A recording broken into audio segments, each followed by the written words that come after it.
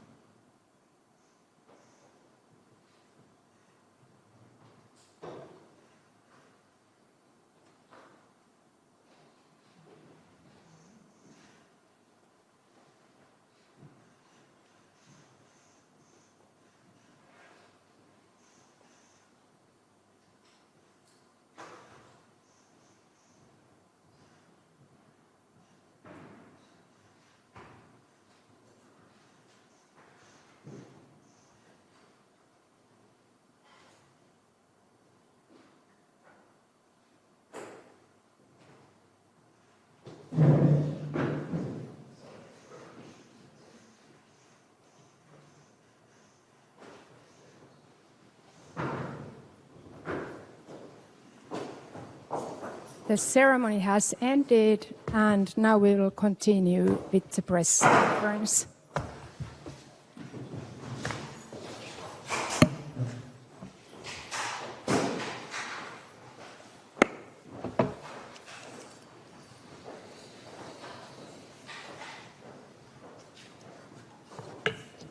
Madam President Halla Tómasdóttir, President of Iceland, and Mr. Alexander Stubb, President of Finland, will begin with a few opening remarks, and then there is an opportunity for questions.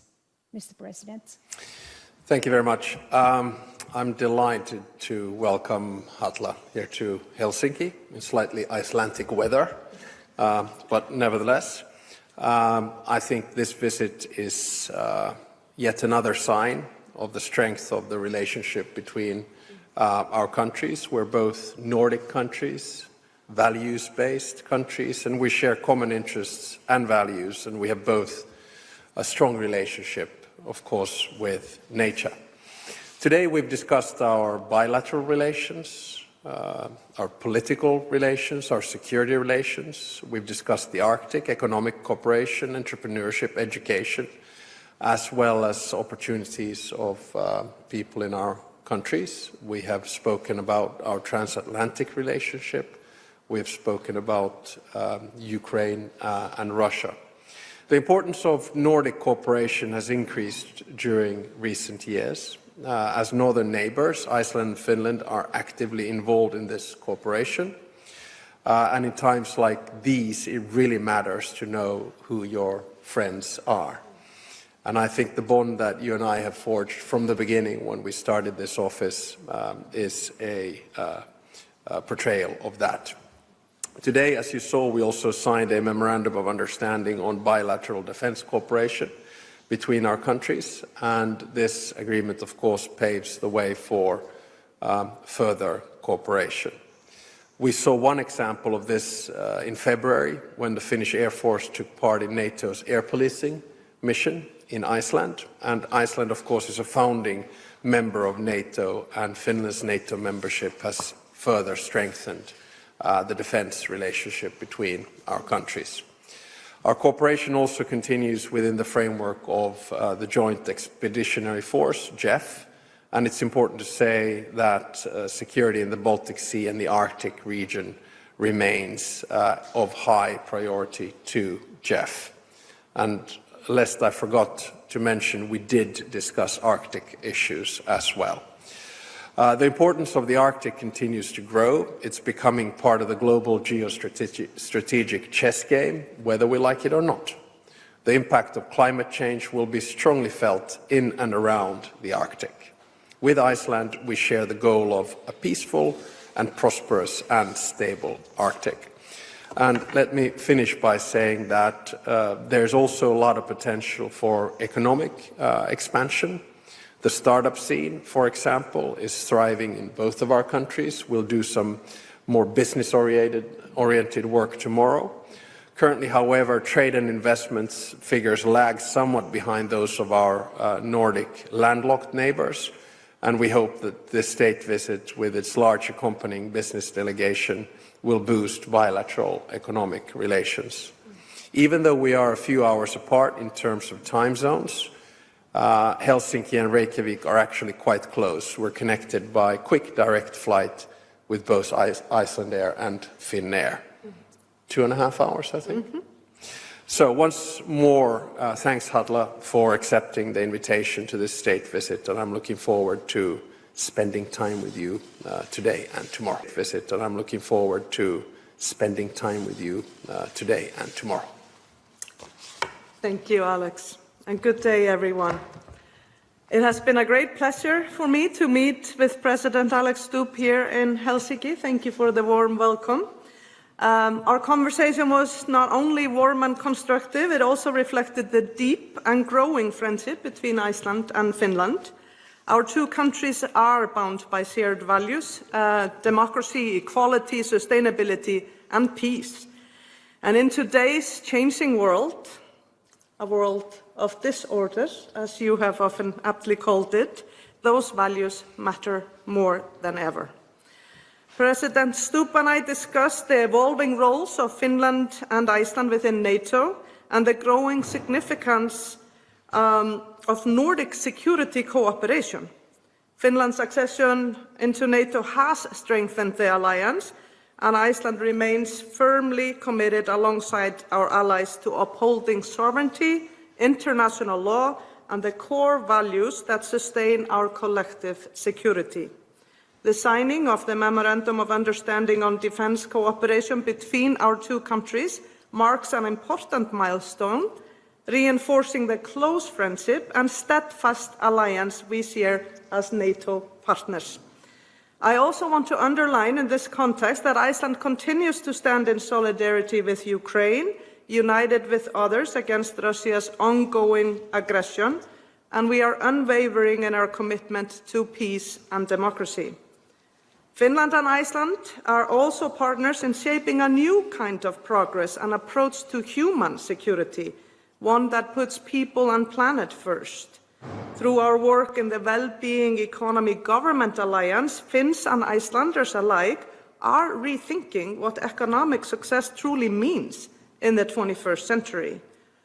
And WeGo is not just a philosophy, it is policy in action. We are investing in the long-term health of our societies and economies and showing that sustainability and competitiveness can and indeed need to go hand in hand.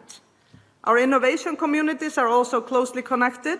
Each year, dozens of Icelandic entrepreneurs, investors, and changemakers attend Slush, Finland's world-leading startup event. And this vibrant exchange of ideas is a good example of how our countries inspire each other to think bigger and bolder. This is also reflected in the presence of a dedicated business delegation that joined us for this state visit, comprising about 50 individuals from 30 companies, exploring collaboration opportunities when it comes to future-fit energy systems, dual-use technologies, and gaming. These may sound like separate industries, but are all part of one larger mission: to build a secure, sustainable, and future-fit world. And beyond politics and policy, our connection is also cultural and deeply personal. Our citizens travel, study, and collaborate. From education and arts to science and entrepreneurship, the Iceland-Finland relationship is thriving with possibility. And in uncertain times, It is our friendships and our shared values and commitments that can give us confidence and direction and provide us with a moral compass. I commend President Stubb and the Finnish government for your principled leadership here at home, in Europe, and on the global stage. Iceland looks forward to deepening this partnership in every dimension, from defense and diplomacy to climate, creativity, and care for our people. Finland and Iceland are not just Nordic neighbors, we are trusted partners who are determined to meet the challenges of our time together. Thank you. Thanks. And first question goes to Olli Varis, Ilta-Sanomat. Thank you.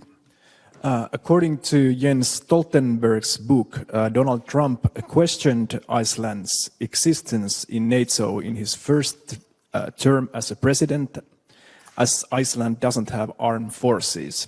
Question to President Tómasdóttir: can Iceland rely on Trump and United States in defense? And a follow-up question to both presidents.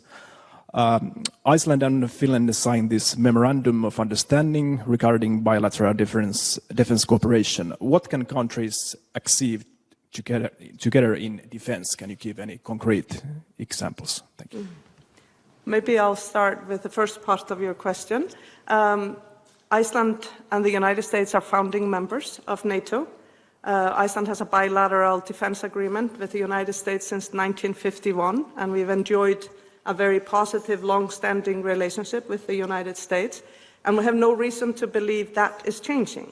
But I think every country today is thinking about broadening its basis of security and collaboration during challenging times, and so is Iceland, and I think this defense agreement is a natural part of that, and the Nordics have, without a doubt, been growing closer. We've been close for a long time, but I think the friendship has gotten deeper after Sweden and Finland joined NATO as well. And last but not least, I think it's important to mention that while Iceland doesn't have a military, its strategic location truly matters. And I think one shouldn't underestimate the value of that and of many things that Iceland has to offer in terms of soft power. There are also solutions like dialogue and security issues that go beyond military challenges that we must consider today. And Iceland has a few things to offer on that front as well. Yeah, and just to follow up what Halla was saying, Iceland is not only a Nordic country, but of utmost strategic importance for all of us in the alliance in the Arctic. The 5 Nordic states will be part of Norfolk Command. We'll do a lot of cooperation within that framework. On top of that, when you look at our planning of the so-called FLF, we will have Icelandic presence there in one way or another, which is proof of an part of the defense cooperation that we do with Iceland. So with this in mind, I think the fact that we have now a bilateral defense cooperation agreement signed and that both of us are in NATO, both of us are doing different types of training, including us doing air policing training right now in Iceland, I think we'll continue to deepen our defense cooperation partnership with Iceland, and that's to the benefit of the whole alliance, including the United States. Netta Palokallio, Helsingin Sanomat. Netta Palokallio, Helsingin Sanomat. I am asking about the current situation in Ukraine. Question for both of you. What's the message that Baltic Nordic countries are trying to deliver to Trump at the moment and to President Stubb? As you are meeting with President Trump on Thursday, what's on the table? Do you, for example, believe that Trump might impose sanctions on Russia? Thank you.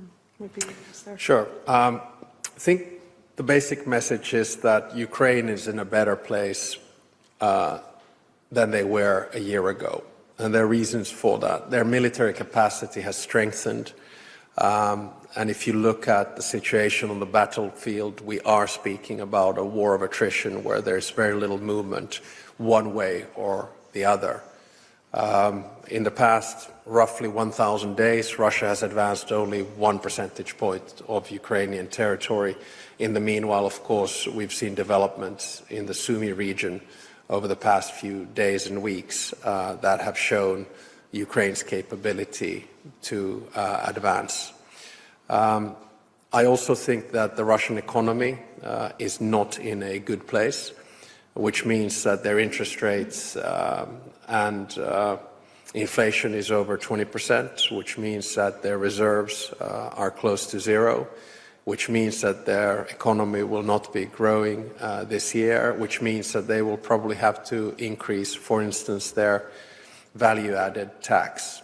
Having said that, never underestimate the capacity of Russians to sustain an economic decline. So my message, and in the conversation that I'll have with President Trump on Thursday, we'll look at a lot of the facts on the ground. And I can also bring messages from my recent visit to Kyiv, where I had a chance to have one-on-one conversations with President Zelensky and also get an extensive security briefing of the situation on the battlefield. Then it is, of course, up to the President of the United States to decide what he does with the information. I keep on stressing that the President is very curious in gathering as much information as possible and then, of course, draws his own conclusions. My final point is to say I think President Trump began from a position where he tried softly to persuade Russia to end this war. That was the carrot phase.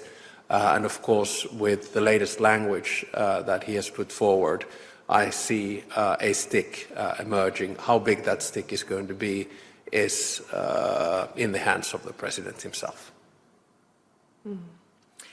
Yeah, and maybe not much to add here other than Iceland stands united with like-minded countries in asking for just and lasting peace for Ukraine.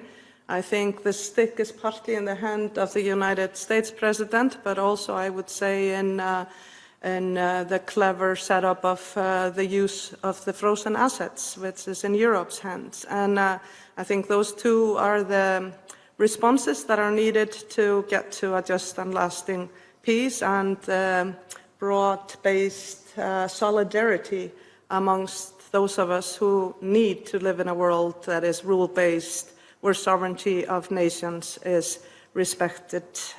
So that's very much where we're at, I believe, and hopefully we're coming close to peace in more places than one. Alec Nahum, MTV News.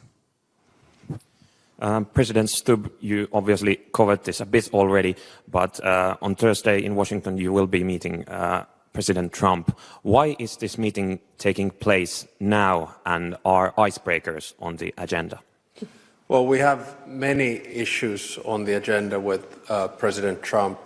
As you might be aware, we are in fairly constant contact, but I think it's important from time to time to sit down and discuss bilateral issues face to face, because our focus has been very much around Russia's war of aggression in Ukraine.